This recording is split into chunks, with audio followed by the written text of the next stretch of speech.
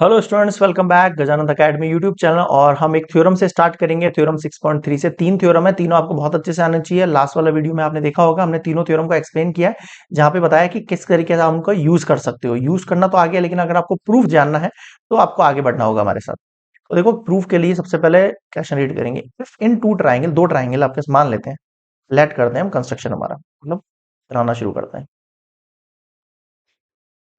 दो ट्राइंगल मैं मान रहा हूं एबीसी, और ये है P Q R. If in two triangle corresponding angles are equal, corresponding angle मतलब ये एंगल इसके इक्वल है मान लो, ये एंगल इसके इक्वल है मान लो, ये एंगल इसके इक्वल है मान लो, then their corresponding sides are in same ratio. ठीक है, देन देयर कॉरस्पॉन्डिंग साइड्स भी, रेशोज जो होंगे वो भी इक्वल होंगे। हैंस, और तब जाके क्या निकल जाएगा, दो ट्राइंगल सिमिलर निकल जाएंगे। ये आपको प्रूफ करना है। आया समझ में? हाँ सर, आ गया। अब प्रूफ करेंगे कैसे, उससे पहले मैं कंस्ट्रक्शन समझा देता हूँ। ऐसी कंडीशन में हमें कंस्ट्रक्शन करना होगा अपने हिसाब से। आप कहीं पे भी लाइन ड्रॉ कर सकते हो, चाहो तो इसमें, चाहो तो इसमें। या तो आप यहाँ ड्रॉ कर लो, यहाँ ड्रॉ कर लो, यहाँ ड्रॉ कर लो, जहां आपको मन करे। या तो इस ट्राइंगल या इस ट्राइंगल। मैं इस ट्राइंगल में कर रहा हूँ। मैंने एक लाइन ड्रॉ करी। एक मिनट। मैंने एक लाइन ड्रॉ करी, ओके, जिसको मैं नाम दे रहा हूँ डीई। ठीक है। अब मैं इसका एक तो और बना लेता हूँ, ताकि नेक्स्ट स्लाइड में जाके हम इजीली इसको सॉल्व कर सकते हैं। ठीक है सर, अब ध्यान देना। सबसे पहले गिवन कंडीशन क्या थी वो ध्यान दो। In triangle A B C and triangle P Q R, देखो क्या दिया उसने आपको। If in two triangle corresponding angle equal है, यानी कि ये खुद बोल रहा है एंगल ए जो है एंगल पी के इक्वल है, एंगल बी जो है एंगल क्यू के इक्वल है, एंगल सी जो है वो एंगल आर के इक्वल है। क्या इक्वल? हाँ सर है। अब आपको प्रूफ क्या करना है, कि इसके साइड्स के रेशोज भी निकाल लो भाई। जब एंगल और साइड्स के रेशो दोनों मिल जाएंगे तो सिमिलर प्रूफ हो जाएगा। ऐसे तो किया हमने कि अगर आपको एंगल गिवन है और अगर आपके साइड्स के रेशोज भी गिवन है, ये दो कंडीशन हो जानी चाहिए सिमिलर के लिए। लेकिन मैं एक ही कंडीशन से उसको सिमिलर प्रूफ करूंगा, तो उसके लिए प्रूफ करके दिखाना पड़ेगा कि ऐसा होता भी है या नहीं होता है। समझ में आ रहा है क्या कह रहा हूँ? हाँ सर। अब क्या करना है टू प्रूफ, वो देख लो। प्रूफ करना है आपको ट्राइंगल एबीसी जो है वो सिमिलर है ट्राइंगल पीक्यूआर से। और ये होगा कैसे? जब आप इनकी साइड्स के रेशोज प्रूफ कर दोगे इक्वल। ठीक है। ठीक है सर, सबसे पहले कंस्ट्रक्शन शुरू करते हैं। ओके, कंस्ट्रक्शन में मैंने एक लाइन ड्रॉ करी है। Draw a line DE in triangle P Q R that is exactly, that is exactly equal होनी चाहिए, इक्वल टू, इस तरह इक्वल होनी चाहिए। ये जो ए बी साइड है ना, ये इस डीपी साइड के इक्वल होना चाहिए। कुछ आया समझ में? और ये जो ए सी साइड है ना, वो पीई साइड के इक्वल होने चाहिए। एक बार तो ऐसे ड्रॉ करना है, एक बार अगले वाले पे करना है। पहले ये वाला निकाल के बताता हूँ। ये जो ए बी साइड है इस डीपी साइड के इक्वल है, ऐसा आपका कंस्ट्रक्शन है। ये तरीका करना पड़ेगा आपको। एक एसी साइड है पीई साइड के इक्वल है, ये आपका कंस्ट्रक्शन हो गया। यहां तक आ गया? ठीक है सर। अब मैं प्रूफ से चालू कर रहा हूँ मेरा सॉल्यूशन। अब ध्यान देना। अब मैं दो ट्राइंगल लूंगा। कौन से? एक तो ये ट्राइंगल और ये ट्राइंगल। मान लो नीचे वाला ट्राइंगल नहीं है, मैं केवल इसकी बात कर रहा हूँ, इस ट्राइंगल की। कौन कौन से ट्राइंगल की? In triangle A B C and triangle P D E. Okay, इस ट्राइंगल में देखो क्या एंगल ए एंगल पी के इक्वल है? हाँ sir, angle A angle P के इक्वल है, क्योंकि ये कंडीशन आपको गिवन थी। ए बी साइड जो कि इस ट्राइंगल की है, इसके डी पी डी साइड के इक्वल है, या फिर डीपी लिख लो जो आपको सही लगे। एक मिनट, इसको भी मैं पीई कर देता हूँ यार, है ना, पी डी। ठीक है। ओके, ये पी डी साइड के इक्वल है। क्यों? क्योंकि ये मैंने कंस्ट्रक्शन से इक्वल करी है, तो इसको होना ही पड़ेगा। और इसका जो इस साइड का एसी साइड है वो पीई साइड के इक्वल है। इसका रीजन भी क्या है? कंस्ट्रक्शन। अब मेरी बात ध्यान से सुनना। ये साइड इसके इक्वल हो गई, ये साइड इसके इक्वल होगी, ये एंगल इसके एंगल के इक्वल है। तो क्या कह सकता हूं मैं कह सकता हूं ट्राइंगल ए बी सी जो है वो कॉन्ग्रेंट हो गया ट्राइंगल पीडीई। अब मुझे ऐसा लगता है आप लोगों ने नाइन्थ क्लास के ना कॉन्ग्रेंट वाला कंसेप्ट बहुत अच्छे से पढ़ा होगा। पढ़ा है? कॉन्ग्रेंसी के अंदर क्या होता है, वैसे मैंने स्टार्टिंग में जो इस चैप्टर का इंट्रोडक्शन पार्ट है वहां भी देख सकते हो कि कॉन्ग्रेंसी की कौन कौन सी प्रॉपर्टीज है। अभी आप वीडियो पॉज करके प्लेलिस्ट में इस चैप्टर का सबसे स्टार्टिंग वाला पार्ट निकालो, इंट्रोडक्शन। वहां आपको देखना मैंने सिमिलर के अंदर कौन कौन सी प्रॉपर्टी होती है, वो बताया है, और कॉन्ग्रुएंट में कौन कौन सी होती है वो भी बताया है, तो एक बार वो देख लेना। तो कॉन्ग्रुएंसी में क्या होता है, side angle side, side angle side अगर आ जाता है तो ये दोनों कॉन्ग्रुएंट होते हैं। और कॉन्ग्रुएंट के अंदर हम कह सकते हैं कौन सी प्रॉपर्टी लग गई है, एस रूल से मैंने इनको क्या कर लिया है, कॉन्ग्रुएंट प्रूफ कर लिया है। ठीक है, ठीक है सर। कॉन्ग्रुएंट कैसे प्रूव करते हैं, अगर ये डिटेल में जाना है तो आपको थोड़े से 9th क्लास के टॉपिक देखने पड़ेंगे, बाकी यहाँ पे आपके मोस्टली सिमिलरिटी के क्वेश्चन दे रखे हैं। ये ट्राइंगल इसके क्या आ गया भैया, कॉन्ग्रुएंट हो गया है। ठीक है सर, कॉन्ग्रुएंसी से क्या पता लगा वो देखना आप। कॉन्ग्रुएंसी से ये पता लगा हमको कि कॉन्ग्रुएंट में क्या होता है कि कॉन्ग्रुएंट आने के बाद ये जो एंगल बी है इसके एंगल डी के इस वाले इक्वल के, ये मुझे कैसे पता लगा, यहाँ देखो कॉरेस्पॉन्डिंग पार्ट देख रहे हो तो हमेशा जो सॉल्यूशन होता है उसको डायग्राम को मत देखो, सॉल्यूशन को देखो। एंगल बी जो है इस एंगल डी के इक्वल है, ये डी का मतलब है ये डी, ये पूरा डी नहीं ये वाला डी, एंगल पी डी ई के इक्वल है। इसका रीजन क्या लिखते हैं हम, सी पी सी टी, इसकी फुल फॉर्म जाननी है, corresponding pair of congruent triangle. क्या होता है, corresponding pair of congruent triangle. Congruent triangle जब निकल जाते हैं उनके कॉरेस्पॉन्डिंग पेयर जो होते हैं उनके एंगल जो होते हैं वो इक्वल होंगे, जैसे एंगल ए ई के इक्वल, बी डी के इक्वल, सी ई के इक्वल। ठीक है, ठीक है सर। आगे देखो, एंगल सी जो है इसका वो इसके एंगल के इक्वल होगा पीई डी, ध्यान से देखना, बिल्कुल स्किप मत करना, बिल्कुल एकदम फोकस लगाते रखो। उसके बाद 2-3 बार खुद से निकालोगे ना तो थ्योरम्स के प्रूफ रट जाएंगे आपको। पीई डी के इक्वल है, इसका रीजन भी सर सीपीसीटी हो गया, इसका रीजन भी। ओके, अब ये निकालने से क्या आया हमारे पास वो बताता हूँ, इसको मैं इक्वेशन 1 मान रहा हूँ। ठीक है, या फिर जो गिवन इक्वेशन थी उसको मान लो आप इक्वेशन 1, और इसको मान लो इक्वेशन 2, कोई फर्क नहीं पड़ता। ये इक्वेशन 1 मान लो, ये इक्वेशन 2 मान लो। ठीक है, अब इन दोनों इक्वेशनों में देखो, एंगल बी जो है एंगल क्यू के इक्वल है, और यहां बोल रहा है एंगल बी इसके इक्वल है। यहाँ एंगल सी आर के इक्वल है, और यहाँ सी इसके इक्वल है। तो आप देखो अगर बी और ये बी सेम है तो एंगल क्यू और एंगल पीडी भी सेम होगा क्या, हाँ सर होगा। एंगल सी और आर सेम है, और ये सी सेम है, तो एंगल आर जो है पीईडी के इक्वल होगा, हाँ सर होगा। अब मैं लिख रहा हूँ फ्रॉम इक्वेशन 1 एंड 2, ध्यान से देना नेक्स्ट वाली स्लाइड में। फ्रॉम इक्वेशन 1 एंड 2 को गौर करो, एंगल बी जो है वो एंगल क्यू के इक्वल था, और एंगल सी जो है वो एंगल आर के इक्वल था। यहां हमने निकाला था एंगल बी जो है वो एंगल पी डी ई के इक्वल है, और एंगल सी जो है वो एंगल पी ई डी के इक्वल है, ये निकाला था पीई डी के। अब आप इन दोनों को गौर से देखोगे तो ये दोनों एंगल आपस में इक्वल हो जाएंगे। ठीक है सर, तो हम कह सकते हैं so angle Q equals to angle PDE and angle R equals to angle PED. वैसे मुझे एक की जरूरत है, दो की जरूरत नहीं। अब आप ध्यान दो, अगर ये एंगल क्यू इस पीडी के इक्वल हुआ और ये आर इसके इक्वल हो, ये कब होता है, अब आपको फिर से अब क्लास 9th में देना जाना पड़ेगा। ठीक है, क्लास 9th के अंदर आपने 6 चैप्टर होगा आपका एंगल्स वाला। ठीक है, 6-7 चैप्टर देखे ना, वहां पे दो लाइन अगर आपस में पैरेलल होती है तो उनके कॉरस्पॉन्डिंग एंगल, यानी ऊपर वाला एंगल इक्वल होता है, नीचे वाला एंगल इक्वल होता है। ठीक है, और अगर ये दोनों एंगल इक्वल होते हैं तो ये दोनों लाइन पैरेलल होती है। यही कंसेप्ट है भाई, एंगल इक्वल तो लाइन पैरेलल तो एंगल इक्वल। तो यहाँ पे आपको एंगल इक्वल अगर ही दे दी है तो ये दोनों एंगल कब इक्वल होंगे, जब ये दोनों लाइन आपस में क्या होंगी, पैरेलल, और ये ट्रांसवर्स लाइन जा रही है, ऐसा इमेजिन कर लो आप। ठीक है, देयरफॉर हम कह सकते हैं डीई जो है वो पैरेलल होगा क्यू आर के। क्यों, कौन सी प्रॉपर्टी, मैं लिखूंगा यहां पे converse of corresponding angles, corresponding angles theorem. इसको हटा देता हूं यहां से,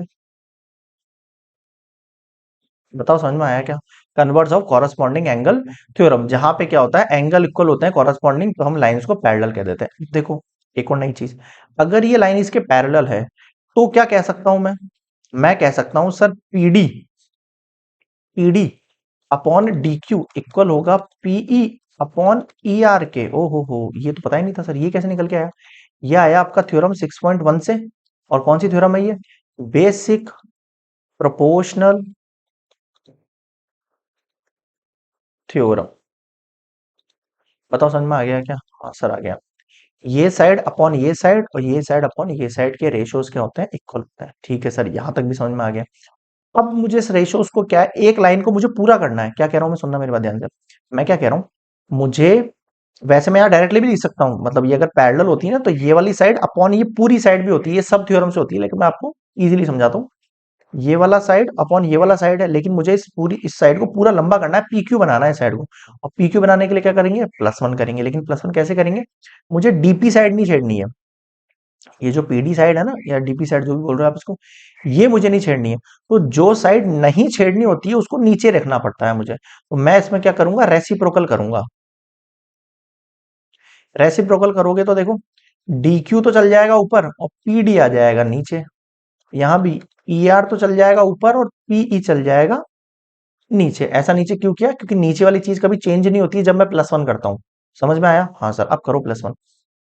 आगे देखना, बोथ साइड +1 स्टेप से करने, एकदम लाइन से। आपको ना, मेरे पास स्पेस की कमी इसलिए ऐसे कर रहा हूं।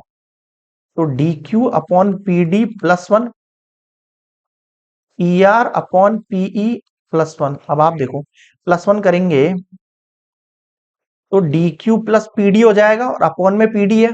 अब देखो, पीडी नीचे वाला चेंज नहीं हो, लेकिन ऊपर वाला चेंज हो जाएगा। अब आप देखना, E R plus PE upon PE. सही चल रहा है क्या, हाँ सर, सर तो चल रहा है। अब आप थोड़ी नजर दौड़ाओ अपनी, थोड़ा और इस side. D Q plus PD, इधर देखना, डी क्यू और पीडी को ऐड करूंगा तो पी क्यू बनेगा क्या, हाँ सर बन जाएगा। और पीडी ऐसा का ऐसा, इधर आओ, ई आर और पीई इन दोनों को प्लस करूंगा तो पी आर बनेगा क्या, हाँ सर बन जाएगा। और नीचे कौन है, पीई। आया कुछ समझ में, हाँ सर। इसको आप मान लो अपनी इक्वेशन, कौन सी मानोगे यार, चलो थर्ड मान लो इसको। दो तो मैं मान ही चुका हूँ। अब आप थर्ड इक्वेशन को देख रहे हो आप, हाँ सर बिल्कुल देख रहे हैं। गिवन कंडीशन क्या थी आपकी, गिवन कंडीशन थी एंगल्स इक्वल वाली है, ठीक है। और ये सीपीसीटी से निकल गया था, ठीक है। ओके, हाँ वापस आ जाओ यहीं पे, ठीक है। थोड़ा सा स्किप हो गया था, ध्यान देना। ये आपके पास इक्वेशन निकल गई है। अब मैं इसको नेक्स्ट स्लाइड पे लेके चलता हूँ और समझाने के लिए। P Q upon P D देखना, P Q upon P D equals to P R upon PE, P R upon P. अब आप थोड़ा ध्यान देंगे, P Q upon P D है यहाँ पे, ठीक है सर। अभी अभी आपने ट्राइंगल ए बी सी को कॉन्ग्रुएंट किया था ट्राइंगल पीडीई से, किया था क्या, हाँ सर किया था। एसएस प्रॉपर्टी लगाई थी और हमने इसको प्रूव्ड अबोव कर दिया है यहाँ पे। प्रूव्ड अबोव मतलब पहले प्रूव किया है। अब मैंने आपको बताया, जब भी दो ट्राइंगल कॉन्ग्रुएंट होते हैं तो उनके जो है कॉरस्पॉन्डिंग एंगल भी इक्वल होंगे और कॉरस्पॉन्डिंग साइड्स भी इक्वल होंगे। अब कॉरस्पॉन्डिंग साइड कैसे पता लगेगी, देखो, क्या ये ए बी साइड इस पीडी साइड के इक्वल होगी क्या, हाँ सर हो जाएगी। और क्या इसकी बीसी साइड इस डीई साइड के इक्वल हो जाएगी क्या, कौन सी लिख रहा हूं, बीसी, डीई के इक्वल हो जाएगी, हाँ सर। और इसकी एसी साइड इसकी पीई साइड के इक्वल हो जाएगी क्या, हाँ सर। क्यों, C P C T full form चाहो तो लिख सकते हो, corresponding pair of congruent triangle.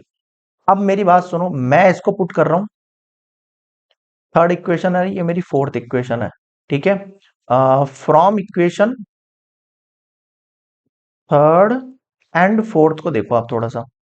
मैं यहां पर इस पीडी की जगह ए बी रख सकता हूं क्या, यहाँ पे देखो, ये पीडी की जगह ए बी रख देता हूं, इस जगह पे देखो पी क्यू तो है as it is, P Q को मत छेड़ो आप, पी क्यू को मत छेड़ो, पी क्यू मत छेड़ो, इस पीडी की जगह ए बी रख दो, ठीक है सर रख दिया। इस पीई को मत छेड़ो, इस पीई की जगह ए सी पुट कर दो, तो पी आर तो वही है और इसकी जगह आ गया है ए सी। अब मेरी बात ध्यान से सुनना, अब मेरी बात ध्यान से सुनना, P Q upon A B, ठीक है। इसका फिर से रेसिप्रोकल कर देते हैं अपन, है ना, या यहाँ पे यही रेसिप्रोकल करना चाहिए था मुझे, एक सेकंड रुको। रेसिप्रोकल अगेन, मैं अगेन रेसिप्रोकल कर देता हूँ यहीं पे ना, ताकि आपको नीचे नहीं करना पड़ेगा। ये जो इक्वेशन निकली ना, इसका रेसिप्रोकल करूंगा तो ये बनेगा आपके पास PD upon PD upon P Q, और ये पीई अपॉन पी आर, है ना। छोटी वाली जो साइड है ना, एक सेकंड, छोटी वाली साइड थी पीडी, बड़ी वाली साइड थी पी क्यू। इसको आप इक्वेशन 3 नाम दो। अब आप इस इक्वेशन से चलोगे ना, तो आप देखो ये जो पीडी साइड है इसकी जगह मैं ए बी पुट कर देता हूं, और नीचे पी क्यू का पी क्यू है। ये जो पीई साइड है मैं इसकी जगह ए सी पुट कर देता हूं, नीचे पी आर का पी आर है। अब देखो आप, A B upon P Q, A C upon P R, ये दोनों साइड्स के रेशियो आ गए। अगली बार मैं क्या करूंगा, इस लाइन को जैसे यहां ड्रॉ किया ना, ऐसे ही इस बार मैं इसको यहां ड्रॉ करूंगा। अब यहां ड्रॉ करूंगा तो मुझे अगली बार जो कंपेयर करना है, इस साइड और इस साइड को कंपेयर करना है। किसको? इस साइड को और इस साइड को। जब इनको कंपेयर करूंगा तो A B upon P Q निकलेगा, और यहां से B C upon Q R निकलेगा।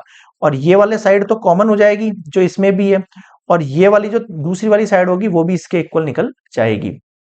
अब मैं लिख सकता हूं यहां पे, ये साइड आ गया आपके पास। Similarly we proved A B upon P Q equals to B C upon Q R. कुछ समझ में आ रहा है आपको क्या कहना चाह रहा हूं मैं? अगली बार हम क्या करेंगे, इस लाइन को यहां ड्रॉ करेंगे तो ये वाला साइड अपॉन ये वाला साइड, और ये वाला साइड अपॉन ये वाला साइड निकल के आ जाएगा। आया कुछ समझ में? अब आप देखो, A B upon P Q, A C upon इसके इक्वल है, और ये वाले साइड इक्वल। एक्चुअल में ये दोनों आपस में पूरी तरह इक्वल हो गए। देयर फोर क्या कह सकते हैं हम यहाँ पे, A B upon P Q equals to B C upon Q R equals to, आ गया आपके पास A C upon P R. अब आपके पास देखो, ये ratios of corresponding sides are equal. Next slide पे चले, तो आप कह सकते हो कॉरस्पॉन्डिंग रेशोज जो है कॉरस्पॉन्डिंग साइड्स के वो इक्वल हैं। अब आपके पास क्या निकल के आएगा, therefore if corresponding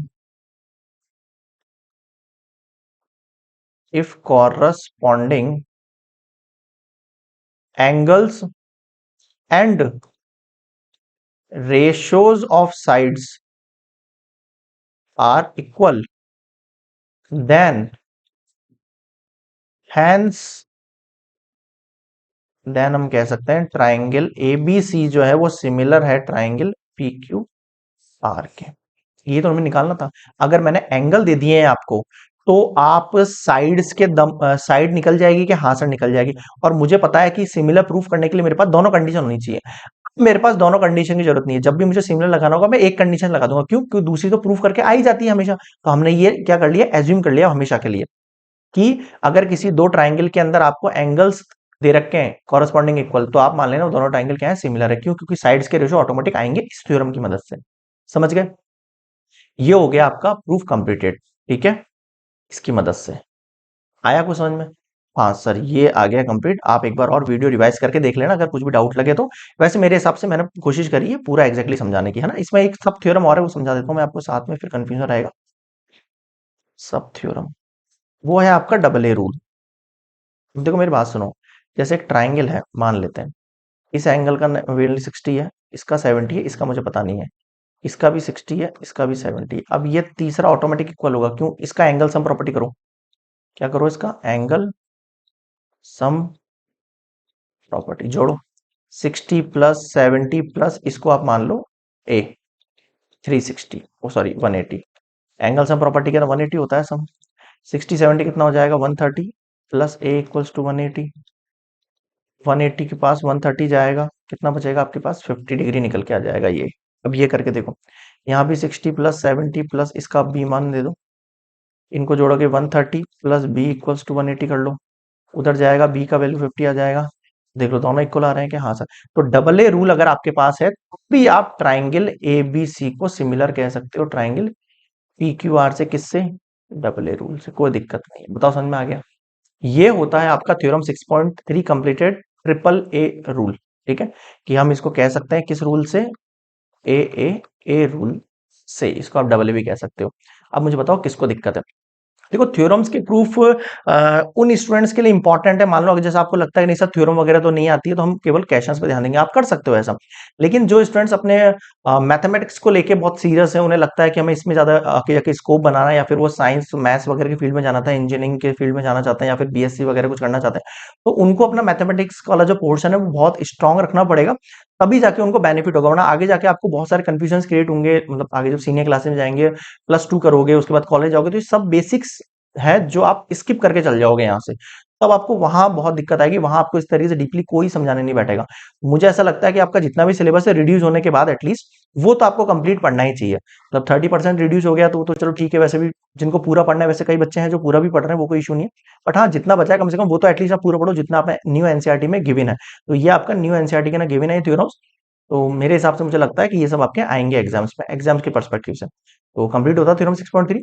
next देखेंगे थ्योरम 6.4, उसके लिए आपको प्लेलिस्ट में नेक्स्ट वाला वीडियो पे क्लिक करना होगा। मिलते हैं नेक्स्ट वीडियो में, गुड बाय।